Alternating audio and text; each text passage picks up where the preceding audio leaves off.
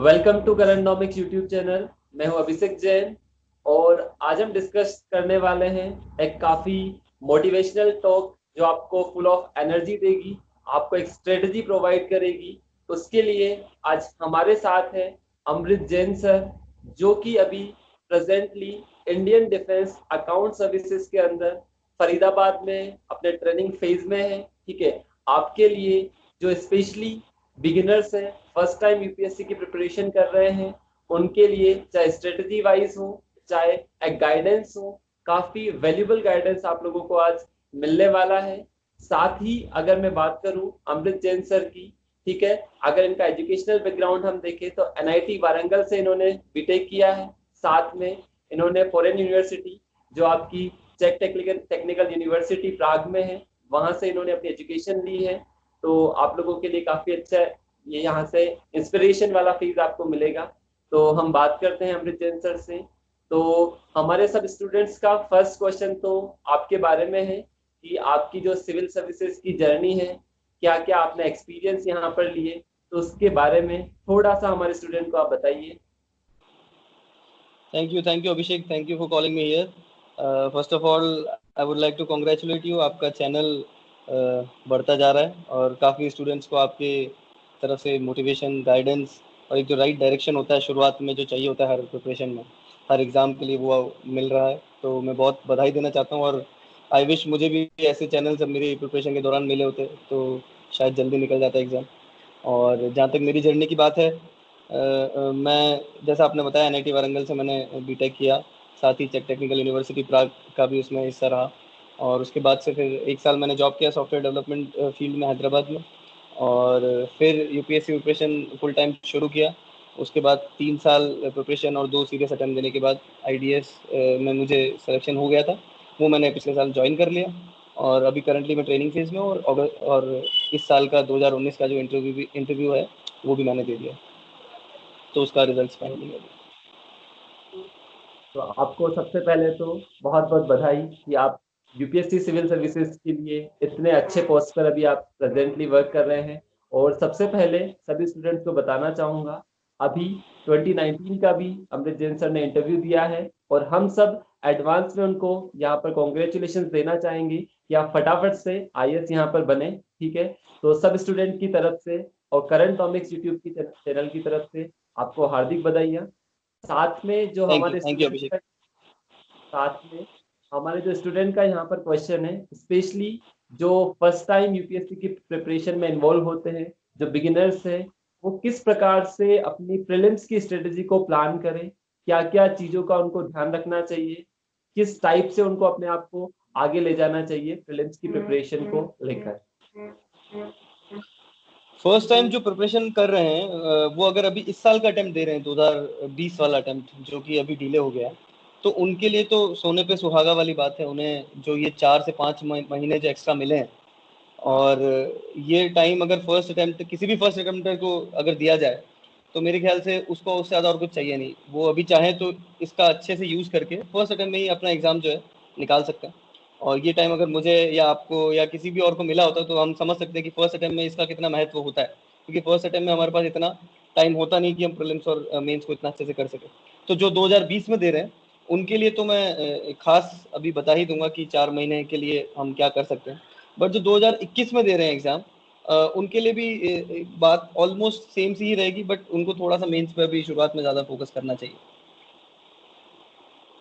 कुछ और जैसे पॉइंट्स है यहाँ पर, जैसे कि अभी डाउट्स आते हैं बच्चों को कि अभी हमको 4 मंथ का एक्सटेंशन मिला है, तो इसमें हम मेंस की तैयारी करें या हम प्रीलिम्स पर ही लगे रहे, तो आप क्या सजेशंस देना चाहेंगे स्टूडेंट को कि किस टाइप से ये 4 मंथ का टाइम है उसको वो अच्छे से यूटिलाइज करें। तो जैसे मैंने अभी कैलेंडर देखा तो उसमें 3 महीने मेंस और प्रीलिम्स के बीच में जो है वो इस बार सिर्फ 3 महीने ही मिलेंगे।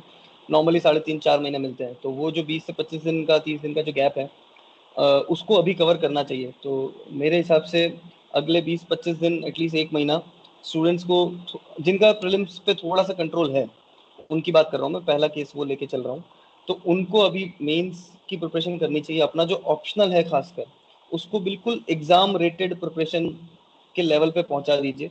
मीनिंग ये है कि अगर आपके कुछ नोट्स बच रहे हो किसी पर्टिकुलर सेगमेंट के ऑप्शनल में, तो उनको बना के रख दीजिए। उनको अभी याद करने का, रटने का कोई बहुत ज़्यादा सेंस नहीं, क्योंकि आप वो भूल जाएंगे। बट एटलीस्ट जो क्रिस्प नोट्स आप बना के रख सकते हैं, पिछले साल के पेपर जो आप देख सकते हैं, वो सब काम ऑप्शनल के लिहाज से जितना किया जा सकता है अभी, वो मुझे लगता है कि इससे बेटर टाइम मिलेगा नहीं बाद में। तो 1 महीना एटलीस्ट मैक्सिमम आप 1 महीना दे दीजिए। फिर 2.5 से 3 महीने जो बच रहे हैं आपके प्रीलिम्स से, मुझे लगता है कि उसके बाद आपको वापस प्रीलिम्स मोड में आ जाना चाहिए। ओके, तो आप ये सजेशन देना चाहेंगे कि अभी थोड़ा टाइम, लगभग 1 मंथ उनको यूटिलाइज करना चाहिए अपने ऑप्शनल को इम्प्रूव करने के लिए। साथ में कुछ बच्चों का ये भी डाउट था कि साथ में अभी हम एथिक्स और ऐसे राइटिंग की भी प्रैक्टिस करें, या हम पूरी तरह से प्रीलिम्स पर अभी डेडिकेटेड रहें। तो अब क्या? मैं वही अगेन अगेन मैं वही बोलना चाहूंगा कि जैसे कुछ बच्चे ऐसे होंगे जिनका प्रीलिम्स पे कंट्रोल होगा, इन द सेंस उन्होंने या तो पहले प्रीलिम्स दे रखा होगा, या उन्होंने प्रीलिम्स पहले कभी निकाल रखा होगा, मतलब इन द सेंस पास हो रखे होंगे प्रीलिम्स में। तो उन बच्चों के लिए तो बहुत ज्यादा इंपॉर्टेंट है कि वो भी अपने मेंस को सुधार लें, क्योंकि उनका मेंस की वजह से ही एग्जाम अटक रहा है। दूसरे जो बच्चे जिनका पहला अटेम्प्ट है 2020, तो उनको उनका प्रीलिम्स पे अभी इतना कंट्रोल है नहीं। तो उनके लिए मैं ये बोलूंगा कि आप अपने प्रीलिम्स के जो पेपर्स हैं वो रेगुलर एक पेपर लगाते रहिए। आप मेंस की प्रिपरेशन कीजिए 1 महीना, बट प्रीलिम्स के 4 से 5 घंटे आप छोड़िए मत, क्योंकि अभी मतलब प्रीलिम्स बहुत ही अनएक्सपेक्टेड सा होने लग गया पेपर। तो आप अपनी प्रिपरेशन में जो प्रैक्टिस वाला जो पार्ट होता है पेपर्स लगाने वाला, वो अभी आप छोड़ नहीं सकते हैं। तो जो आपको एक्स्ट्रा 4 महीने मिल रहे हैं, उनमें अगर आप 40 पेपर एक्स्ट्रा लगा लेंगे तो बहुत बहुत फायदा हो सकता है। तो जो फर्स्ट अटेम्प्टर से 2020 वाले, उनको मैं कहूंगा कि पेपर आप एक भी दिन मिस मत कीजिए, हर दिन एक पेपर लगाइए। In the sense full length जो पेपर होता है 100 क्वेश्चंस का, बिल्कुल फिल्म स्टाइल में बैठ के 2 घंटे बैठ के आप एक पेपर लगाइए, उसको एनालाइज कीजिए। उसमें अगर आपके 4 से 5 घंटे निकल जाए ओवरऑल, कि आपने पूरा एनालाइज भी कर लिया, आपने नोट्स भी अपडेट कर लिया, वापस चीजें अगर कुछ रिवाइज करनी है वो भी कर ली, तो 4 से 5 घंटे वो उतनी प्रीलिम्स की प्रिपरेशन को समय दे दीजिए। बाकी का समय अपना ऑप्शनल निखारने में लगा दीजिए।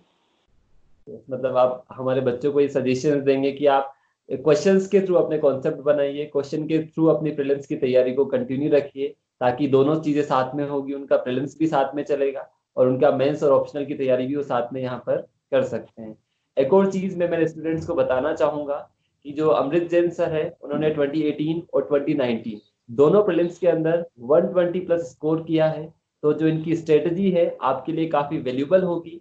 एक और क्वेश्चन स्टूडेंट की तरफ से यहाँ पर था कि सर, प्रीलिम्स जो सबसे अनएक्सपेक्टेड पार्ट माना जाता है यूपीएससी का, या मैं बोल सकता हूँ मोस्ट डिफिकल्ट पार्ट यहाँ पर माना जाता है, तो उसमें एलिमिनेशन मेथड के बारे में आप क्या यहाँ पर सजेशन देना चाहेंगे स्टूडेंट को कि किस तरह से वो एलिमिनेशन मेथड का यहाँ पर यूज करें? एलिमिनेशन मेथड जो प्रीलिम्स का है वो बहुत, क्या बोलूं, हाइप्ड मेथड लगता है मुझे। इन द सेंस कि अगर आपकी बेसिक जो किताबें हैं, जो स्टैंडर्ड बुक्स हैं, वो प्रॉपरली कवर्ड नहीं है और प्रॉपरली रिवाइज नहीं है, तो आप एलिमिनेशन वैसे भी भूल जाइए, है ना। मतलब एलिमिनेशन क्या होता है कि आपको एक छोटा सा इंट्यूशन आता है, आपको छोटी सी एक मेमोरी आपको एक इंडिकेशन देती है कि ये चीज तो गलत है, तो तब आप हटा सकते हैं उसको। आप तुक्का तो नहीं लगा सकते, मतलब बिल्कुल ब्लाइंड गेस को तो आप एलिमिनेशन नहीं बोलेंगे, है ना।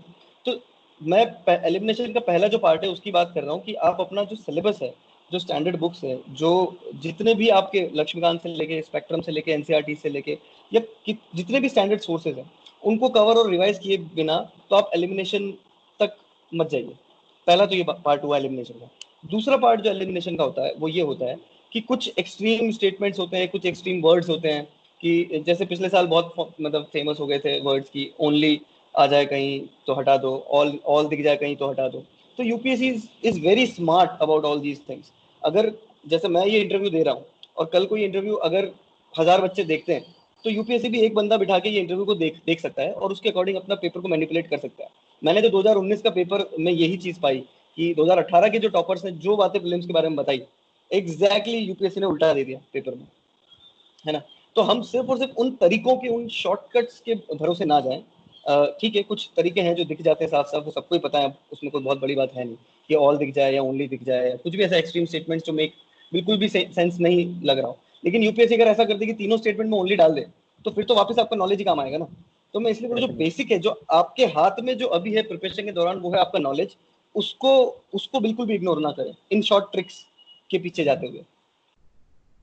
तो आप स्टूडेंट्स को बोलना चाहेंगे कि अपनी वो जो नॉलेज बेस है उसको थोड़ा अच्छा इंक्रीज करें, अपने बेसिक्स पर ध्यान दें, देन अपना लॉजिकल गेस आप यूज कर सकते हैं, बट सोनली उस पर आप डिपेंडेंट ना रहे। बिल्कुल बिल्कुल, तो लॉजिकल एबिलिटी वाला जो पार्ट आपने बात बहुत सही बोली।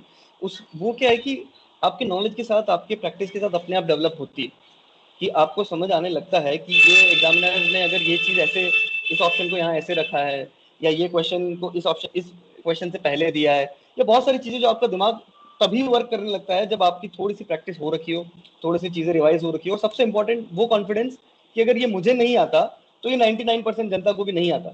ये कॉन्फिडेंस बहुत इंपॉर्टेंट है प्रीलिम्स में, कि अगर आप कोई क्वेश्चन छोड़ना चाहते हैं, फॉर एग्जाम्पल आप 80 अटेम्प्ट करना चाहते हैं, 85 अटेम्प्ट करना चाहते हैं, जो 15 से 20 क्वेश्चन जो आप छोड़ेंगे, उसमें ये कॉन्फिडेंस होना बहुत जरूरी है कि ये बहुत ही टफ और बहुत ही वाहियात टाइप का क्वेश्चन है, इसको अटेम्प्ट करने का कोई सेंस है नहीं। तो वो तभी आएगा कॉन्फिडेंस जब आपने अपने सोर्सेज अच्छे से कवर किए हो और उनको रिवाइज। तो जो हमारी प्रीलिम्स को लेकर हम स्ट्रेटेजी यहाँ पर डिस्कस कर रहे थे, तो सबसे इम्पोर्टेंट क्वेश्चन यहाँ पर जो स्पेशली हमारे बिगिनर्स हैं, ठीक है, या जो प्रिपरेशन की फेज में जस्ट अभी आए हैं, तो सबसे बड़ी दिक्कत होती है उन लोगों को कि वो लोग पढ़ते क्या हैं और एग्जाम क्या पूछता है।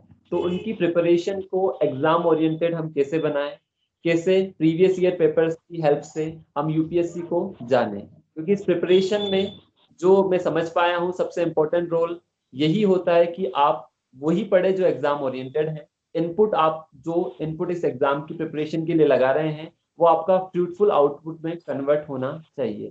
तो आप किस प्रकार से हमारे स्टूडेंट्स को इससे रिलेटेड स्ट्रेटेजी बनाने की सलाह देंगे कि आपको प्रीवियस ईयर पेपर्स को किस तरह से एज ए गाइडेंस बीकन आपको यहाँ पर यूज करना चाहिए? देखो, प्रीवियस ईयर पेपर का सबसे जो इम्पोर्टेंट जो यूज होता है वो ये होता है कि आपको यूपीएससी का ट्रेंड पता चलता है कि वो किस सब्जेक्ट से रिलेटेड किस तरह के क्वेश्चंस किस साल में पूछता है। ठीक है, ये सबसे इंपॉर्टेंट चीज है। लेकिन अगर आप प्रीवियस ईयर पेपर मतलब क्वेश्चन सिर्फ लगाते चले जाएंगे और उस पर एनालाइज नहीं करेंगे, उसके पीछे की जो थिंकिंग है, क्वेश्चन के पीछे की थिंकिंग, ऑप्शन के पीछे की थिंकिंग, इसके ऊपर अगर अपना दिमाग नहीं दौड़ाएंगे तो वो क्वेश्चन का कोई और यूज है नहीं। उसके नीचे से आप यूपीएससी हटा दीजिए और कुछ और कोचिंग का नाम लिख दीजिए, मतलब कोई फर्क नहीं रहेगा। लेकिन अगर आपको सबसे ज्यादा उसका आउटपुट निकालना है प्रीवियस ईयर क्वेश्चंस का, तो आप उसके साथ मतलब जो आप टॉपिक कवर करते जा रहे हैं उनके साथ उनके प्रीवियस ईयर क्वेश्चंस आप लगाते चलिए, तो आपको जरूर कुछ ना कुछ पैटर्न नजर आएगा कि यूपीएससी अगर क्वेश्चन पूछ रहा है तो किस तरह से पूछ रहा है, ऑप्शन बना रहा है तो किस तरह से बना रहा है, और कौन से ऑप्शन में किस तरह से गलती आपसे करवाने की कोशिश करता है। आप यूपीएससी के क्वेश्चंस को सिर्फ एक क्विज की तरह मत कीजिए कि क्वेश्चन देखा, आंसर लगाया, आगे बढ़ गए। मैं बोल रहा हूँ उसका एक एक जो ऑप्शन उसने दिया है वो इंपॉर्टेंट है कि उसने वो ऑप्शन वहां ही क्यों रखा। ठीक है, वो सबसे इंपॉर्टेंट बात है। तो अब धीरे धीरे ऐसे हो सकता है मैंने ऐसी 4-5 चीजें मतलब ढूंढी हो, वो मुझे अच्छी लगी तो वो मेरे एग्जाम में इंप्लीमेंट होगी। अगर आप थोड़ा ज्यादा समय लगाएंगे तो आप हो सकता है 40 से 50 चीजें यूपीएससी की ढूंढ लें, क्योंकि आजकल बहुत माइंड बहुत एनालिटिकल होते जा रहे हैं, अपन बहुत जल्दी पैटर्न्स ढूंढने लग जाते हैं। तो अगर थोड़ा भी मतलब टाइम अगर आप स्पेंड करेंगे क्वेश्चन के साथ, तो जरूर मुझे लगता है कि आपका दिमाग इस तरफ दौड़ेगा कि यूपीएससी क्वेश्चन किस तरह से बनाता है। एक बार इस तरह से दिमाग दौड़ने लग गया तो फिर आप कोई भी टॉपिक उठाएंगे कभी भी, जैसे एनवायरमेंट के कुछ आपने ऑर्गेनाइजेशंस पढ़ी, या मॉडर्न हिस्ट्री में आप 1940s के बाद का फेज पढ़ रहे हैं, तो तुरंत आपका दिमाग एक्टिव हो जाता है, आपको ये पता चलने लग जाता है कि अच्छा ये पार्ट इंपॉर्टेंट है, यहाँ पे ज्यादा स्ट्रेस देना है।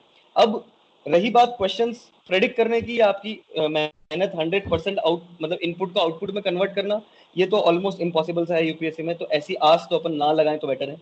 बट हाँ, मैक्सिमाइज कर सकते हैं उस एफिशिएंसी को, आउटपुट बाय इनपुट रेशियो को अपन मैक्सिमाइज कर सकते हैं कि जितना ज्यादा हो सके करंट अफेयर्स को किस तरह से पढ़ना है। जैसे आप काफी एक्सपीरियंस है तो आप अपने करंट इकोनॉमिक्स जो आपका चैनल है उस पर भी जिस भी तरह से बताएंगे वो आपके एक्सपीरियंस से रिलेटेड होगा, आपके दोस्त जो आपके एक्सपोज हुए हैं यूपीएससी से उनके एक्सपीरियंस से रिलेटेड होगा, तो वो एक्सपीरियंस को वहां से बहुत हेल्प मिलती है। बट एक्सपीरियंस को खुद का दिमाग भी लगाना साथ में बहुत ज्यादा इंपॉर्टेंट है, ये मेरा मानना है। मतलब आपका सजेशन है कि हमें यूपीएससी का माइंड या यूपीएससी की थॉट प्रोसेस को रीड करना है, समझना है कि यूपीएससी के डिमांड क्या है। ठीक है, हमें डिमांड के अकॉर्डिंग ही हमें हमारी सप्लाई को मैनेज करना है, हमारे इनपुट आउटपुट रेशियो को बैलेंस करना है। तो जो की क्रक्स हमारे स्टूडेंट को यहाँ से इंपॉर्टेंट चीजें स्ट्रेटेजी वाइज, चाहे आपका क्वेश्चन पेपर को किस प्रकार से अटेम्प्ट किया जाए। एक और डाउट हमारे स्टूडेंट्स ने यहाँ पर पूछा था कि सर सब हम पढ़ते काफी सारा है, हमने काफी सारी बुक्स पढ़ी, काफी सारे क्वेश्चंस भी हमने यहाँ पर सोल्व किए, बट फाइनली जो हमारा 2 आवर का पीरियड होता है, जब हम एग्जाम हॉल के अंदर होते हैं, तो उस टाइम हमारा माइंड उन प्रेशर को झेल नहीं पाता, हमें सब चीज आती हुई भी हम वहां पर रॉन्ग ऑप्शन ऑप्शन वहां पर प्रेडिक्ट करते हैं। तो वो जो 2 आवर का टाइम पीरियड होता है, उसमें किस टाइप से कूल माइंड हमें वहां पर करना चाहिए, तो उसके बारे में थोड़ा सा आप स्टूडेंट को बताएंगे। इसको एक सिंपल सी एनालॉजी के साथ आप समझिए। जब आपने पहली बार साइकिल चलाना सीखा था या बाइक चलाना सीखा था या 4 व्हीलर चलाना सीखा था, तो अगर आपको बिना सीखे या बिना प्रैक्टिस करे अगर आपको सीधा किसी दिन आपकी नींद से उठा के एक गाड़ी में बिठा दिया जाए और बोले कि पीछे एक पेशेंट है, इसको हॉस्पिटल तक पहुंचा दो, तो आप हो सकता है कभी लकी साबित हो जाए कि कोई ट्रैफिक ना हो और आप पहुंचा दें, बट उसकी चांसेस बहुत कम है। तो उसमें सक्सेस की चांसेस क्या है कि आपने बहुत बार पहले वो गाड़ी चला रखी है, उसी गाड़ी को उसी तरीकों से, उसी स्पीड में, उसी ट्रैफिक में, उसी सिटी में, उन मोड़ में, वो जितने भी मोड़ है उन सभी मोड़ में आपने वो गाड़ी लेके गए हैं और आप अच्छे से उस गाड़ी को चलाया। तो सेम यूपीएससी के साथ है कि 2 घंटे का जो यूपीएससी का जो पेपर आने वाला है, उस पेपर का सिमुलेशन अगर आपने रियल लाइफ में मल्टीपल नंबर ऑफ टाइम्स कर रखा है, उस एग्जाम जो सिचुएशन होती है उसके सिमुलेशन की मैं बात कर रहा हूँ, इन द सेंस कि आप ये भी माने कि एग्जाम में जब आप पहुंचेंगे तो हो सकता है आप कभी पेन भूल गए, कभी एडमिट कार्ड भूल गए, या आप अपनी आईडी ढूंढना चाह रहे हैं दिखाने के लिए, वो मिल नहीं रही, तो हो सकता है कि 10 मिनट आपके उसमें वेस्ट हो जाए, है ना, एग्जामिनेशन से मतलब एग्जामिनर जो है उससे आर्गुमेंट करने में। तो आप अपने 2 घंटे में से 10 मिनट निकालिए। फिर हो सकता है कि जो गेस या जो मार्क आप एक क्वेश्चन में जो आप मार्किंग करते हैं वो अगर आप 1 मिनट में कर लेते हैं नॉर्मली, तो हो सकता है एग्जाम पीरियड में आपको 1.5 मिनट लगे एक्स्ट्रा प्रेशर की वजह से, जो आपने बोला प्रेशर की वजह से। तो मैं बोलता हूँ उस प्रेशर का आधा घंटा भी आप अलग से कैलकुलेट कीजिए कि अब आपके पास जो समय बच रहा है, तो 2 घंटे में जो पेपर वहां होना चाहिए उसको आप यहाँ पे 1 घंटा 40 मिनट में देने की कोशिश कीजिए, 1 घंटा 20 मिनट में देने की कोशिश कीजिए। तो उससे क्या होगा कि वहां पे आपके पास ऑटोमेटिकली एक्स्ट्रा टाइम होगा, क्योंकि जब आपका माइंड ऑलरेडी प्रिपेयर्ड है उस एग्जाम को 1 घंटा 20 मिनट में खत्म करने के लिए with marking on the paper. मैंने आज तक कोई भी पेपर जब घर पे बैठ के दिया है तो 1 घंटे 15 मिनट या 1 घंटा 10 मिनट से ज्यादा नहीं दिया। आपने भी मेरे साथ बैठ के पेपर दिए हैं, दोस्त लोग हैं मेरे, काफी लोग जानते हैं। 1 घंटा 10 मिनट ज्यादा मैं कभी बैठा ही नहीं हूँ घर पे, लेकिन तब भी जब मैं यूपीएससी का पेपर पूरा करता हूँ तो मुझे 2 घंटे पूरे लग ही जाते हैं।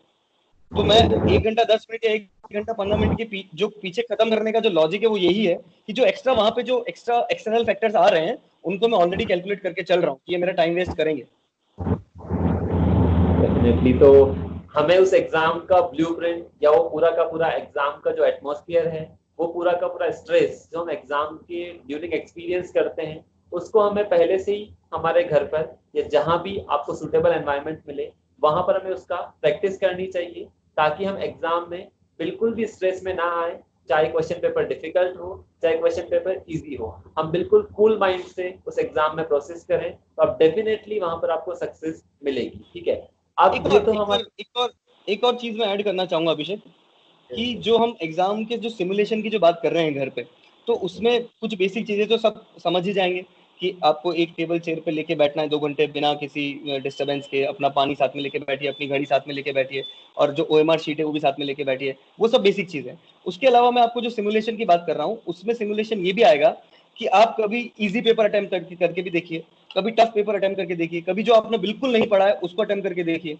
कभी आपने जो मिक्स मिक्स जो एक लेवल ऑफ डिफिकल्टी होता है उसको अटेम्प्ट करके देखिए। सब तरह के पेपर जो है आपके पास ऑलरेडी अटेम्प्टेड होने चाहिए, और एक गेस जो आपका होना चाहिए शुरुआत के 10-25 मतलब 20-25 क्वेश्चन से, वो आपको लग जाना चाहिए कि पेपर डिफिकल्ट है या सिंपल है। तो उस अकॉर्डिंग आप अपने 2 घंटे इन्वेस्ट करें पेपर में। तो वो सारी प्रैक्टिस आपकी अगर पहले से हो रखी होगी तो यूपीएससी आपको जब सरप्राइज करेगा, सरप्राइज तो आपको फिर भी करेगा यूपीएससी, इस बात में तो कोई दो राय है ही नहीं, बट मैं बोल रहा हूँ कि उसकी इंटेंसिटी थोड़ी कम होगी, जो आप पे और दूसरों पे जो रिलेटिव होगा उसमें आप पे बहुत कम होगी। तो मतलब हमें हमारे माइंड को पूरी तरह से यहाँ पर ट्रेन करना है हर टाइप के क्वेश्चन पेपर के लिए, चाहे वो इजी पूछा जाए, मॉडरेट पूछा जाए या डिफिकल्ट पूछा जाए, आप प्रिपेयर होने चाहिए, ताकि जो यूपीएससी के बाउंसर्स है या यूपीएससी के सरप्राइजेस है उनको आप इजीली अपने एग्जाम में हैंडल कर पाए, और डेफिनेटली आप प्रीलिम्स को इजीली क्लियर कर पाए। और हमारा टारगेट है जितने भी स्टूडेंट्स यहाँ पर हमें देख रहे हैं, ठीक है, वो सब 120 प्लस स्कोर का अपना टारगेट रखें, ताकि बॉर्डर लाइन का आप केस ना बने। अब लास्ट में सबसे इम्पोर्टेंट चीज जो हम यहाँ पर डिस्कस करने वाले हैं, क्योंकि जब प्रीलिम्स की हम बात करते हैं तो काफी मल्टी डायमेंशनल आपको स्टडी करनी पड़ती है, काफी डाइवर्स रीडिंग की आपको आवश्यकता होती है, लेकिन कभी कभी होता क्या है, जब स्टूडेंट्स पेपर्स अटेम्प्ट करते हैं काफी सारे कोचिंग्स के, तो काफी टाइम उनको डिमोटिवेट हो जाते हैं, स्ट्रेस आ जाता है कि हमें कुछ आता ही नहीं है। तो उस टाइप की सिचुएशन में वो स्टूडेंट्स क्या करें? जिस टाइप से आपने देखा होगा काफी टाइप के पेपर्स यहाँ पर सेट किए जाते हैं, और हमें पता है कि उन पेपर को हमें सीखने के लिए बनाया गया है, ना कि पूरी तरह से हम उन पर सोलली यहाँ पर डिपेंडेंट हो जाए। तो जो एग्जाम को लेकर स्टूडेंट्स में स्ट्रेस होता है, उसके बाद वो क्या करते हैं, गिव अप कर देते हैं कि यार हमें तो कुछ आता ही नहीं है, हमसे यूपीएससी नहीं होगा। तो उन स्टूडेंट्स को आप क्या मैसेज यहाँ पर देना चाहेंगे? देखिए, पहली पहली बात तो बिल्कुल जनरल जो लाइफ का जो फंडा है कि नेगेटिविटी से तो कुछ होगा नहीं। कि अगर आप ये मान लेंगे कि मुझसे नहीं होगा, फिर तो वैसे भी नहीं होगा। अगर आप ये मान लेंगे कि आपसे हो सकता है और आप उसकी तरफ डायरेक्शन में एफर्ट करेंगे, तो फिर भी चांसेस है कि हो जाए। बट नहीं मान लेने से तो 100% वही खत्म हो गया इशू कि आपसे नहीं होगा। सबसे पहली बहुत सिंपल और बेसिक बात तो ये है। दूसरी जो रियल टाइम जो एप्लीकेशन वाली जो बात है वो ये है कि आपको जब भी लगे कि कोई पेपर आपने किया उसमें आपके मार्क्स नहीं आए, आपको बहुत टफ लगा, तो पहली बात जो बिल्कुल नए बच्चे हैं जो बिल्कुल पहली बार अटेम्प्ट कर रहे हैं पेपर्स, उनको बहुत ही प्लान्ड वे में पेपर्स अटेम्प्ट करने चाहिए शुरुआत में। कि आप 30 से 35 जो आपकी टेस्ट सीरीज, कोई भी टेस्ट सीरीज जो आपको 30 से 35 जो टेस्ट देती है बिल्कुल प्लान तरीके से, तो आप उनके तरीकों से पहले जो सिलेबस दे रखा है इस टेस्ट का उसके अकॉर्डिंग पढ़िए, और फिर उसके अकॉर्डिंग आप अटेम्प्ट करते चलिए और आगे बढ़िए। तो ये तो हुआ एकदम एकदम बिगिनर्स के लिए। तो क्योंकि शुरुआत में ही आती है, किसी भी चीज की शुरुआत में ही सबसे ज्यादा फ्रिक्शन होता है। जो हमारा स्टैटिक फ्रिक्शन है वो काइनेटिक फ्रिक्शन से ज्यादा होता है। तो जो शुरुआत में जो फ्रिक्शन है उसको ओवरकम करने का ये काफी आसान तरीका है। उसके बाद भी अगर आपको लग रहा है कि आपने प्लान तरीके से पढ़ा, आपने टेस्ट दिया और उतने नंबर नहीं आए जितने आपके आने चाहिए, तो फिर आप वापस रिवाइज कीजिए, क्योंकि वो टेस्ट वापस रिपीट होगा। ऐसा नहीं कि एक चीज का एक ही टेस्ट लेती है टेस्ट सीरीज। तो आप वापस रिवाइज कीजिए। जब वापस आप रिवाइज करने बैठेंगे चीजों को, लक्ष्मीकांत को सेम बुक को वापस उठाएंगे, तो पहले जो क्वेश्चन गलत हुए ना, तो वो आपको बार बार आके उसी किताबों में नजर आएंगे कि अच्छा अच्छा ये चीज मुझसे मिस हो गई थी।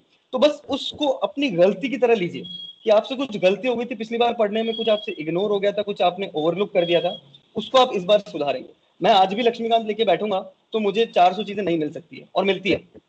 ठीक है, मिलती है। तो एक वो ऐसा डॉक्यूमेंट है, इंडियन कॉन्स्टिट्यूशन जो है वो lengthiest constitution in the world है, उसको ऐसे ही नहीं बोलते। तो वो एक बार में सब परसीव नहीं कर सकते पूरी तरह से, कोई भी नहीं कर सकता। तो उसके लिए थोड़ा टाइम दीजिए, थोड़ा पेशेंस रखिए, धीरे धीरे पढ़ते रहिए। इसलिए मैं बोल रहा हूँ मल्टीपल रिविजन। जैसे आप 2 रिवीजन के बीच में एक टेस्ट डाल देंगे, तो आपको वो टेस्ट दोनों रिवीजन के बीच का लिंक बनता हुआ दिखेगा कि आपको पहले की गलतियां भी याद दिलाएगा और अगले टेस्ट के लिए प्रिपेयर भी करेगा जो नेक्स्ट रिवीजन। तो उसको बहुत ही पॉजिटिव प्रोसेस की तरह लीजिए कि यार पिछली बार मैं यहाँ था, अभी मैं यहाँ बढ़ रहा हूँ, फिर यहाँ बढ़ रहा हूँ, यहाँ बढ़ रहा हूँ, धीरे धीरे पहुंच जाऊंगा जहाँ पहुंचना है। तो मतलब आप एनालाइज कीजिए, देन रिवाइज कीजिए, एंड देन अप्लाई कीजिए। ये तीनों फंडे हैं आपके एग्जाम में। पेपर को अटेम्प्ट कीजिए, कोई बात नहीं स्कोर कम रहा, एनालाइज करिए अच्छे से, देन आपके कॉन्सेप्ट्स को वापस से रिवाइज करिए, देन अगेन से फिर वापस आप उसको रीअप्लाई करेंगे, तो हो सकता है आपका स्कोर। तो अब लास्ट हम पहलू पर बात करने वाले हैं, उस पर अमृत जैन सर आपको काफी अच्छा गाइड कर सकते हैं। आपने देखा भी है, सब लोगों ने एक्सपीरियंस किया है। सबसे पहले तो हमारी बेस्ट विशेष यही है पूरी करंट टॉमिक्स की टीम से, और साथ में अमृत जैन सर भी आप लोगों का सपोर्ट यहाँ पर करेंगे कि आप फर्स्ट अटेम्प्ट सारे के सारे यूपीएससी क्लियर करें। बट होता क्या है, कभी कभी आपको मल्टीपल अटेम्प्ट्स यहाँ पर देने होते हैं, काफी लंबा स्ट्रगल का फील हो जाता है, तो बीच बीच में आपको स्ट्रेस भी काफी ज्यादा होता है, डिमोटिवेट आप होने लगते हैं। तो इसमें अपना मोटिवेशन कॉन्स्टेंटली कैसे बनाए रखें, कैसे अपने आप को फुल ऑफ एनर्जी रखें। अदरवाइज आपने देखा होगा काफी सारे सुसाइडल केसेस आते हैं। तो हमें नेगेटिविटी से बचकर पॉजिटिविटी की तरफ हम कैसे जाएं, तो उसके लिए अमृत जैन सर आपको गाइड करेंगे यहाँ पर। देखो, मैं कोई फिलोसोफर तो हूँ नहीं, मैंने थोड़ी बहुत बातें सुनी है ना, बट भगवान आपका महावीर। काफी हाँ, अच्छा यहाँ पर बच्चों को गाइड कर पाएगा। वही वही तो मैंने जो बातें भगवान महावीर की पढ़ी हैं या भगवान बुद्ध की जो पढ़ी हैं, उनसे ही अपन शुरू करते हैं। कि भगवान बुद्ध बोलते हैं कि आपको अगर कोई समस्या सता रही है या आपको कोई अगर वरी हो रही है, तो आपने कुछ ना कुछ गलत अपने दिमाग में सोच लिया है। क्या सोचा है वो अंदर जाने पे पता चलेगा, बट कुछ ना कुछ जरूर कुछ ना कुछ गलत सोच लिया है, पहली बात। दूसरी बात, भगवान महावीर कहते हैं कि जो समस्याएं हैं, जो प्रॉब्लम्स हैं, वो दो तरह की होती है। एक तो रियल रियल प्रॉब्लम ये है कि आज किसी गरीब को रोटी नहीं मिल रही है, या जो माइग्रेंट जो इधर से उधर जिनको जाना पड़ गया, उनको धूप में, कड़ी धूप में, बिना किसी मदद के, बिना किसी खाने पीने के इधर से उधर जाना पड़ा। तो दोज आर रियल प्रॉब्लम्स, ठीक है, Yes, yes. जो बिल्कुल लाइफ में किसी को भी झकझोर सकती है। और कुछ होती है इमेजिनरी प्रॉब्लम्स। तो अगर आज हम एक्चुअल में अंदर जाएंगे, इन दोनों बातों को सोचेंगे, तो पहली बात तो ये सोचे कि आपको जो भी प्रॉब्लम हो रही है पढ़ाई के समय, कि एंजाइटी हो रही है या जो भी प्रॉब्लम सता रही है, उसमें आपने कुछ ना कुछ गलत अज्यूम कर लिया है, कुछ ना कुछ गलत कैलकुलेट कर लिया है, ये बात पक्की है। दूसरी बात, अब अपनी प्रॉब्लम्स को बिल्कुल आप दो तरह से डाइवर्सिफाई करके देखिए। एक तो जो रियल प्रॉब्लम क्या है यूपीएससी के दौरान, कि आपकी तैयारी पिछले अटेम्प्ट के दौरान जो स्टैंडर्ड था उस पे मीट नहीं कर पाई, एज सिंपल एज दैट। इसको आप एक्सेप्ट कर लीजिए बिना किसी ईगो के, कि कट ऑफ से आप जितना भी कम रहे हो, लेकिन आप कम रह गए। अगर रह Yes. गए तो आप कोशिश कीजिए कि कैसे उस कट ऑफ को पार करना है। उसके लिए जो इम्प्रूवमेंट्स चाहिए, उसके लिए जो प्रोसेस है, उस प्रोसेस को पता करने की कोशिश कीजिए। वो आपकी रियल प्रॉब्लम है और वही आपका रियल सॉल्यूशन है। इसके अलावा जो होती है वो होती है 99% इमेजिनरी प्रॉब्लम्स। वो इमेजिनरी प्रॉब्लम्स क्या हो सकती हैं, कि क्योंकि हम सोशल मीडिया में कनेक्टेड है, तो आजकल सबका सब कुछ दिखता है हमको। किसी की शादी हो गई, कोई फॉरेन किसी की जॉब लग गई, Yes. किसी को अच्छी सर्विस मिल गई, किसी को अच्छा कैडर मिल गया, किसी को अच्छी गर्लफ्रेंड मिल गई। तो वो सारी बातें जो इमेजिनरी है, जिनका हमसे कोई लेना देना नहीं है, वो 99% ऑफ द टाइम्स हमें ज्यादा सताती हैं, अगर आप ढंग से देखेंगे तो। तो अब ये जो प्रॉब्लम्स आपने सेग्रीगेट करी ना, तो इसके बाद अब अपना सारा जितनी 100% एनर्जी है, वो फर्स्ट वाली जो प्रॉब्लम है, जो रियल प्रॉब्लम है, जहां आपको एक्चुअल में इंप्रूवमेंट की जरूरत है, उस पर लगा दीजिए। तो जब आप लगा देंगे तो आपको समझ में आएगा कि इमेजिनरी प्रॉब्लम्स ना तो मैटर पहले करती थी, ना उसके बाद करेंगी। अब ये तो हुई बात जब आपने प्रॉब्लम सेग्रीगेट कर ली और सॉल्यूशन अप्लाई कर लिया। अब आप इसके बाद सही कह रहे हैं कि सॉल्यूशन अप्लाई करने के बाद भी कभी कभी बोरियत फील हो जाती है, कभी कभी डिस्ट्रैक्ट हो जाता है मन, इतने लंबे समय तक फोकस रह नहीं पाता। उसके लिए जो सिंपल तरीके हैं, बिल्कुल बेसिक तरीके, लाइफ के जो फंडे हमने बचपन में सीखे थे, आप उन्हीं को अप्लाई कीजिए। क्या आप खेल सकते हैं? आप अपने जो अच्छे दोस्त हैं, Yes, yes. इसी प्रोफेशन के जो दोस्त हैं, अगर प्रेफरेबली उनसे बात करेंगे तो बेटर है।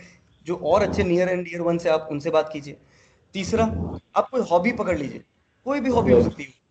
आप कुछ लिखना शुरू कर दीजिए ब्लॉग पे, कुछ कोरा पे लिखना शुरू कर दीजिए, कुछ पढ़ना शुरू कर दीजिए। उर्दू पोएट्री करते हैं बहुत सारे लोग, जैसे मैं पर्टिकुलरली म्यूजिक पे ध्यान देता था, थोड़ा फिटनेस पे ध्यान देता था। तो कोई भी ऐसी चीज जो आपको 2 घंटे 3 घंटे आपको एंगेज रख सके, बिल्कुल प्रोडक्टिवली, जो आपको वरी से बिल्कुल हटा देगी और आपको एज एन इंडिविजुअल ग्रो करने में भी काफी मदद करेगी।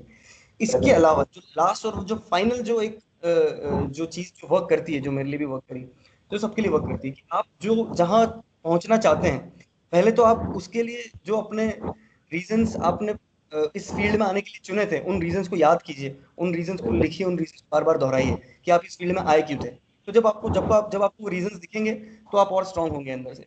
दूसरा, जहां आप पहुंचना चाहते हैं, वहां ऑलरेडी जो लोग पहुंच चुके हैं और जो उनमें से अच्छा काम कर रहे हैं, उनको फॉलो कीजिए, उनके वर्क को फॉलो कीजिए। आपको स्वतः अंदर से एक प्रेरणा मिलेगी, आपको लगेगा कि यार ये चीज कोई और कर सकता है तो मैं भी कर सकता हूँ, हो सकता है मैं 10 गुना बेटर कर सकता हूँ।